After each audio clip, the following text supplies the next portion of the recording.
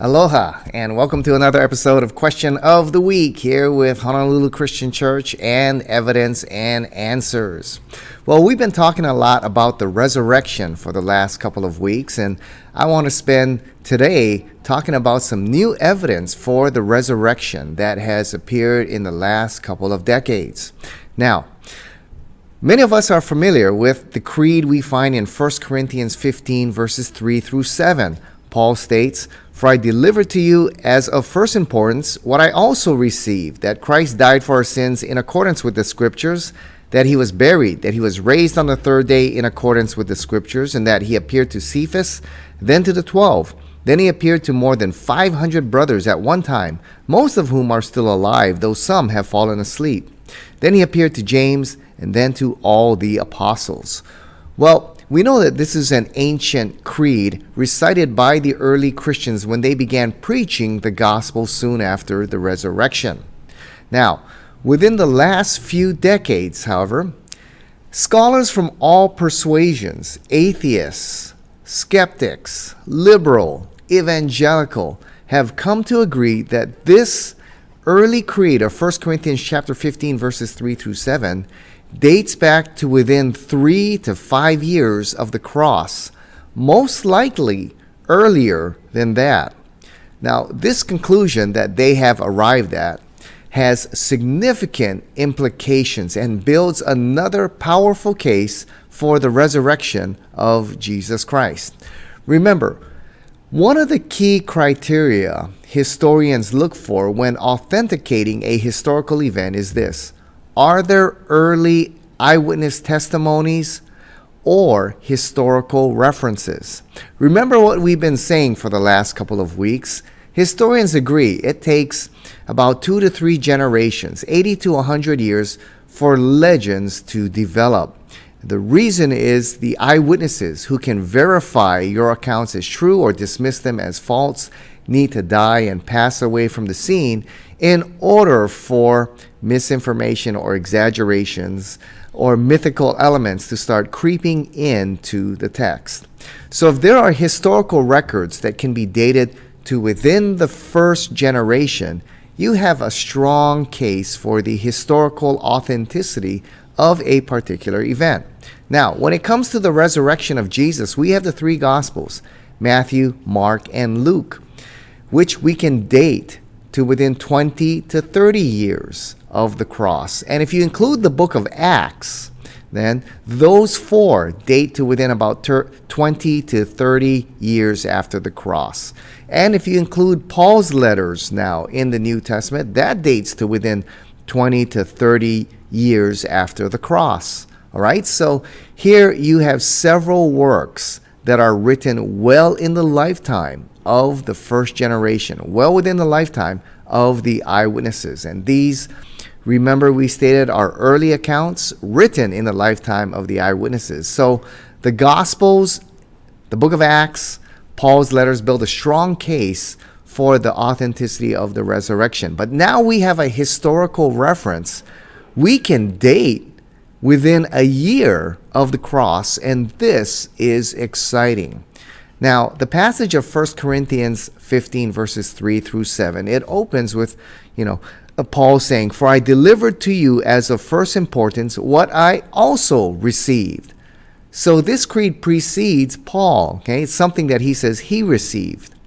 And he writes pretty much the essence of the gospel here, the death, deity, and resurrection of Jesus Christ. This is the core of the gospel, and this is that early creed that Christians were reciting well before the Apostle Paul.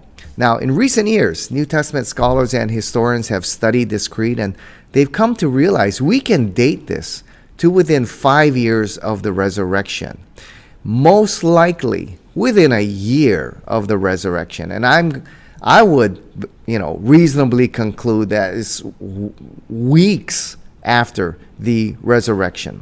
And this may be the earliest historical reference to the resurrection of Christ, and the implications are significant. So first, let's take a look and answer the question, when did Paul receive this creed?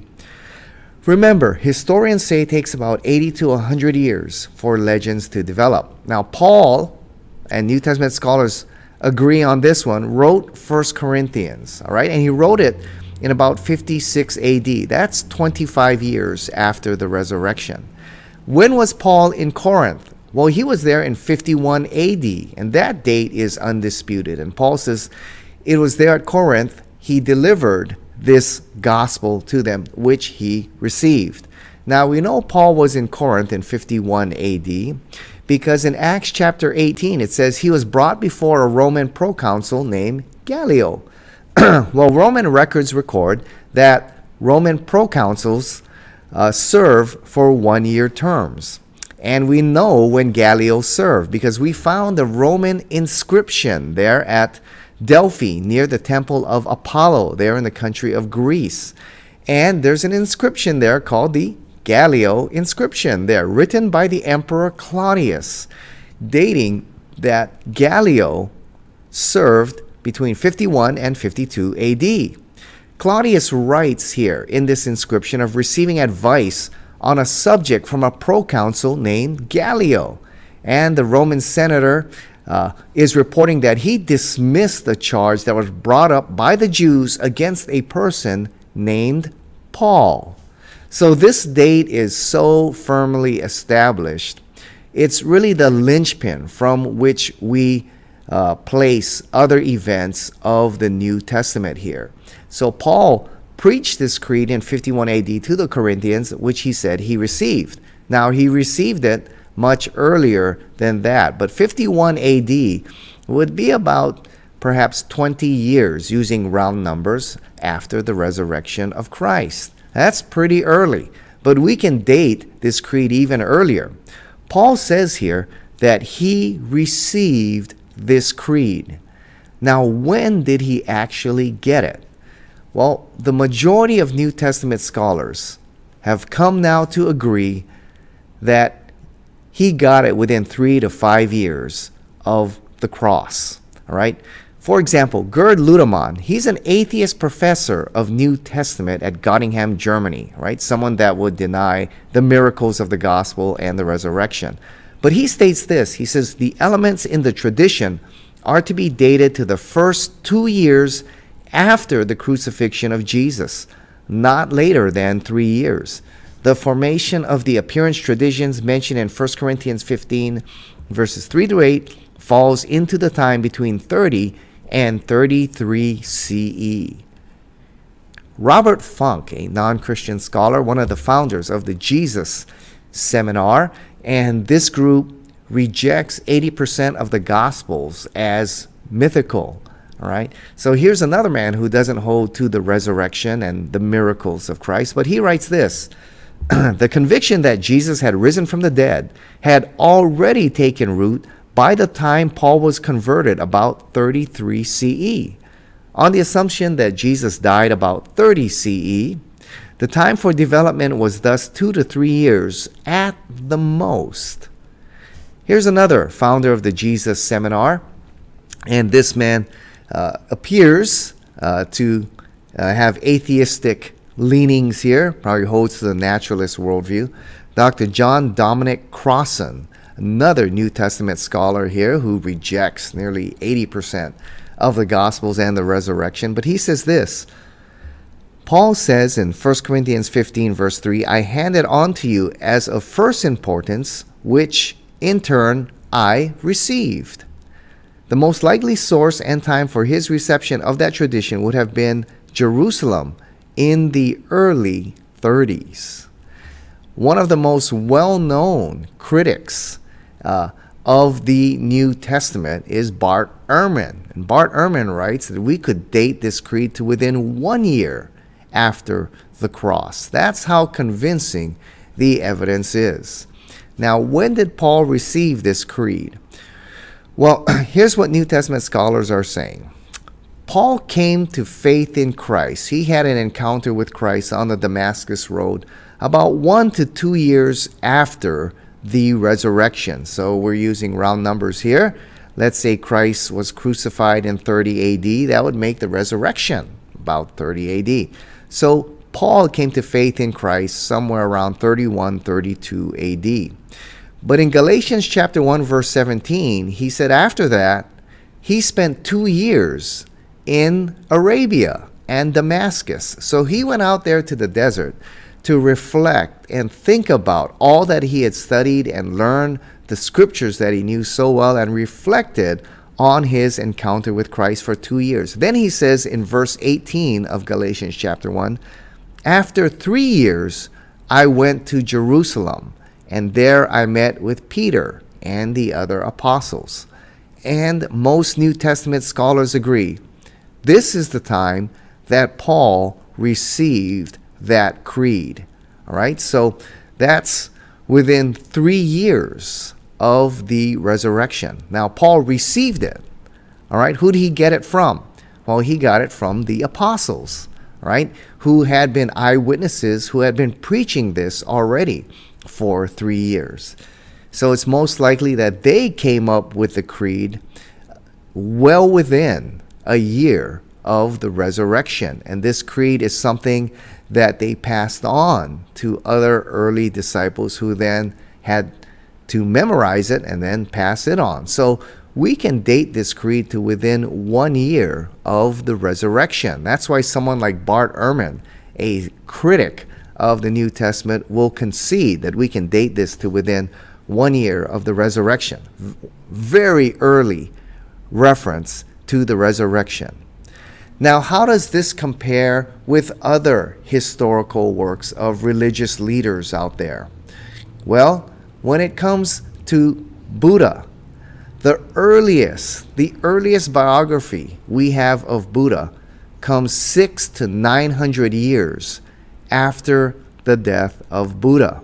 And that's according to one of the great Buddhist scholars, Edward Conzi, who translated many of the earliest Buddhist scriptures. All right. What about Muhammad? Well, Muhammad allegedly died in 632 AD. The earliest biography we have of Muhammad comes from a man named Ibn Ishaq, who wrote it in 765 AD. That's the earliest historical reference and biography we have of Muhammad. That's over 130 years after the life of Muhammad. Now, we don't have Ibn Ishaq's work. Really, the first biography we have of Muhammad comes from Ibn Hisham, who wrote in 833 AD. And that's about 200 years after the life of Muhammad. This really is the first written reference and work we have of Muhammad nearly 200 years later. And he wrote his biography in Iraq and Iran, hundreds of miles away from where Muhammad allegedly lived and many of the events happened. And he states he got much of his material from Ibn Ishaq, but most of the material from Ibn Ishaq he didn't trust. Right? So all that we know about Muhammad comes from the biography written by Ibn Hisham nearly 200 years after the life of Muhammad. Well, what about other historical figures that we know a lot about?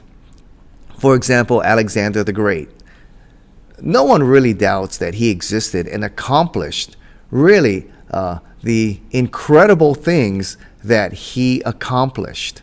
Very few, if any, historians would argue that. Well, according to historical records, Alexander the Great died in 323 BC there in Babylon. The earliest biography we have is from Arrian, who wrote in 130 AD. That's about 450 years after the life of Alexander. The next one is from Plutarch, all right? And he wrote also in the 2nd century AD. So this is over 130 years after the life of Alexander. Yet few historians would argue that he was not a historical figure, and most believe that we do have an accurate historical record of the things that he accomplished in his life. Well, what about Tiberius Caesar? He is the Roman emperor who ruled during the time of Jesus. We've got some early historical records of him. All right. The earliest comes from Tacitus, who wrote between 120 and 110 and 120 AD. Now that's about 80 years after the life of Tiberius Caesar. The next one is Suetonius, who wrote at the same time. Okay, that's about 80 years after. The next one comes from Cassius, right, who writes in 210 AD. Now that's about 170 years after the life of Tiberius Caesar. So if we believe in the historical authenticity and integrity of these records, how much more the life, ministry, death, and resurrection of Christ, when we have a historical reference here, a creed that we can date to within a year of the resurrection, if not earlier. That's a powerful case for the resurrection. Let me give you an example, all right? Let's say that I claim to have written the most accurate biography of John F. Kennedy, all right? And if I proclaimed, all right, now, today, 2021, that I have the most accurate biography of John F. Kennedy, and I write that after John F. Kennedy was shot, he was taken to Parkland Hospital there in Dallas, where he was pronounced dead, right? He was placed in refrigeration there. 3 days later, he rose from the dead, all right? And he was preaching at these big church, Prestonwood Baptist, First Baptist Dallas, preached in City Hall. Hundreds of people saw him, and after 40 days, he ascended to heaven, right? How long would my biography last? Probably not more than a day, all right? Because even 60 years after the fact, there are just too many historical records and witnesses who can verify my account as absolutely false. Suppose I preached this, suppose I took my biography 1 year after the resurrection, after the assassination of John F. Kennedy.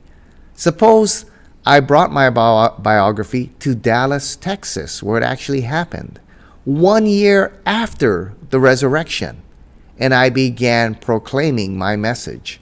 How long would I last there in the city of Dallas? Probably not more than 10 minutes, till an angry mob would probably take me down from the podium and force me into a mental institution there. In other words, if the resurrection was not true, the message that the disciples were preaching would not have lasted very long. There are just too many eyewitnesses, too many historical records that could verify their account as completely false, and they wouldn't have lasted not very long preaching this kind of message, all right? And this creed was proclaimed within a year of the resurrection, I believe, and I think we can reasonably conclude much earlier than that. So if the message of the resurrection wasn't true, it would not have lasted. And here we have a very early record, a very early historical testimony, an ancient creed. We can date to within a year of the resurrection, right? So the fact that this creed was around so early builds another compelling case for the resurrection of Christ. Well, we got a few minutes here. Let's take some of your questions here that came in over the week. One says, Pat, how concerned should we be about the difference in details between the four gospel accounts? Well, shouldn't be too concerned, all right? Because even if, let's just say, even if we have some discrepancies here, even if we do, all right, does it deny that Jesus was a historical person? Does it prove he was not crucified? And does it prove that the tomb was not empty? No, they do not. These discrepancies are really minor in detail. How many angels were at the tomb? What time did the women arrive at the tomb? These details cannot dismiss the basic historical facts of the resurrection. Second of all, there are good explanations for many of the, quote, alleged contradictions in the Gospels, and especially those that surround the resurrection account. So even if even if we could say there are some discrepancies here, hey, there's not any that are significant enough to dismiss the core facts that surround the ministry, life, death, and resurrection of Jesus Christ. Okay? So let's take a look at a few of these. For example, here's one. According to Matthew 12, verse 40, Jesus said he would be in the tomb 3 days and 3 nights. Well, if he died on Friday and rose on Sunday, that's really, 1 full day and 2 nights. So do we have an error here in the Bible? Well, it's a reasonable explanation for that, all right? 3 days and 3 nights is a Hebrew idiom, okay? It's a figure of speech referring to any part of 3 days and nights. So if Jesus died late Friday afternoon, that's 1 day. Saturday is day 2. Then he rose on Sunday, all right, which is day 3. So there you got 3 days, okay? Now, we know that's a Hebrew idiom, meaning any part of the day or night, because in Psalm 1, verse 2, the psalmist writes, "On his law I meditate day and night." All right, this doesn't mean that the psalmist meditates and studies the Bible 24 hours a day and never sleeps. That guy wouldn't be around much longer if he had that kind of lifestyle, right? That's an idiom there. Another one we can find is in Esther chapter 4, verse 16, where she asked the people of Israel to pray for her for 3 days and 3 nights before she goes before the king. But if you look at the story there, all right, they begin praying on Friday and she goes before the king on Sunday. All right, so Jesus prophesied, all right, Matthew 16, Matthew 17, Matthew chapter 20, Matthew 26. He prophesied that he would rise on the 3rd day. All right, so Jesus cannot rise after 3 days. That would make him rise on the 4th day. All right, he said he'd rise on the 3rd day.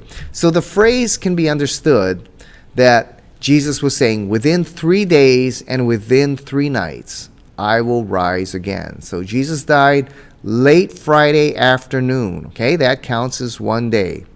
Saturday's in the tomb, and on Sunday, on the 3rd day, then he rose from the dead. All right. Now, here's another question here. How many angels were at the tomb? Matthew records that there's 1 angel. Luke and John say that there were 2 angels at the tomb. No, Luke says there were 2 angels at the tomb. John says it was Jesus at the tomb. So what's the answer here? Do we have a contradiction? Well, between Matthew and Luke, all right, is there 1 angel or 2? Well, here's the answer. Where there are 2, there must be 1.